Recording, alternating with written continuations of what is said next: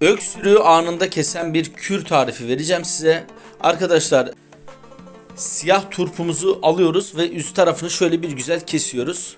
İçini oyacağız. Dolma oyar gibi şu şekilde oyacağız. Ve ardından alt tarafını da keseceğiz. Ama arada böyle ince bir boşluk kalacak. Şöyle delik açmayacağız yani.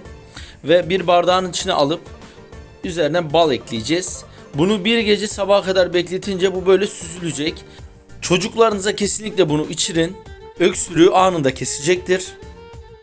Oo, güzel mi? Güzel değil. Güzel değil. Ama çok sağlıklı. Evet.